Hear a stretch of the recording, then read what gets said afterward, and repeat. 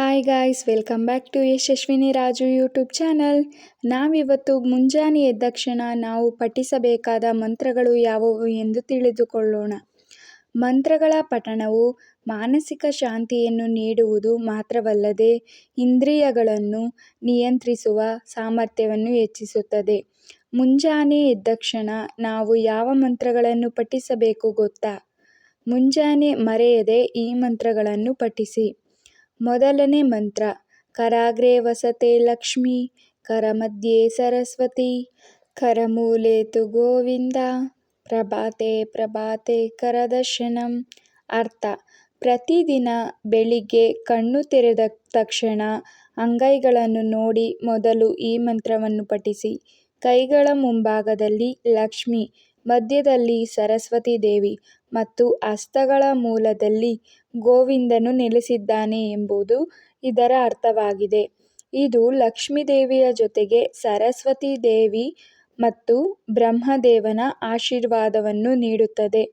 ಎರಡನೆಯ ಮಂತ್ರ: ಸಮುದ್ರವಾಸನೆ ದೇವಿ, ಪರ್ವತಾಸ್ಥಾನ ಮಂಡಲೆ, ವಿಷ್ಣುಪತಿ ನಮಸ್ತುಭ್ಯಂ, ಪಾದಸ್ಪರ್ಶ ಕ್ಷಮಸ್ವ ಮೇ.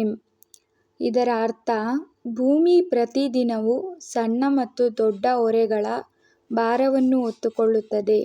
ಭೂಮಿಯಿಂದ ಆಹಾರ ಧಾನ್ಯಗಳು, ನೀರು ಮುಂತಾದ ಅನೇಕ ವಸ್ತುಗಳನ್ನು ಮನುಷ್ಯನು ಪಡೆಯುತ್ತಾನೆ. ಬೆಳಿಗ್ಗೆ ಬೇಗ ಎದ್ದು ಈ ಮಂತ್ರವನ್ನು ಪಠಿಸುತ್ತಾ ಭೂಮಿ ವಂದನೆ ಮಾಡಿ. ಇದರಿಂದ ಆಹಾರ ಮತ್ತು ಹಣದ ಕೊರತೆ ಎಂದಿಗೂ ಬರುವುದಿಲ್ಲ. ಮೂರನೇ ಮಂತ್ರ: ಸರ್ವ ಬಾಧಾವಿನಿರ್ಮುಕ್ತೋ ಧನಧಾನ್ಯ ಸುತನ್ವತಂ, ಮನುಷ್ಯೋ ಮಾತ್ಪ್ರ ಸಾಧೇನ್ ಭವಿಷ್ಯತ್ ಸಂಶಯಂ.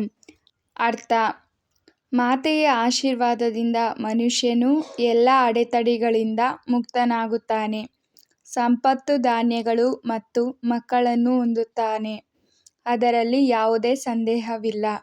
ನಾಲ್ಕನೇ ಮಂತ್ರ: ಸರ್ವಮಂಗಳಮಾಂಗಲ್ಯೆ ಶಿವೆ ಸರ್ವಾರ್ಥ ಸಾಧಿಕೆ, ಶರಣ್ಯೆ ತ್ರ್ಯಂಬಕೆ ಗೌರಿ ನಾರಾಯಣಿ ನಮೋಸ್ತುತೆ.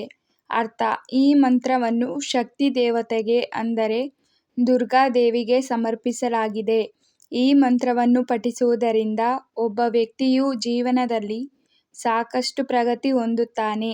ಇದರ ಅರ್ಥ: ಗೌರಿ ದೇವಿಯು ಎಲ್ಲರಿಗೂ ಒಳಿತನ್ನು ಮತ್ತು ಕಲ್ಯಾಣವನ್ನು ಮಾಡುತ್ತಾಳೆ. ಅವಳು ಜೀವನದ ರಕ್ಷಕಿ. ಆಕೆಯ ಆಶ್ರಯಕ್ಕೆ ಬರುವ ಮೂಲಕ ಎಲ್ಲರ ಇಷ್ಟಾರ್ಥಗಳು ಈಡೇರುತ್ತವೆ.